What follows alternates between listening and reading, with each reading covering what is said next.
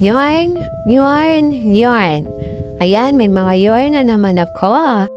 Start na naman akong mag-crochet. Na-influensyahan ako ng aking anak.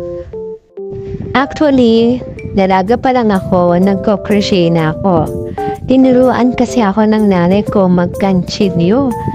Ayun, nagustuhan ko naman. I believe crochet is a power to heal. Hindi na kailangan ng therapy. Mag-ganchilyo ka na lang. One time nga, tinuruan ko yung anak kong dalaga na mag-crochet. Ayun, nagustuhan niya. Sa ngayon, kapagpatayo sila ng classmate niya at naging successful naman ang crochet business nila. Marami silang mga orders, kaya lang hindi nila gaanong nakasikaso dahil busy rin sila sa kanilang pag-aaral. Maganda talaga itong pagkakalibangan. Yarn is cheaper, kaya try na natin. Ito na lang muna. Maraming salamat sa panonood.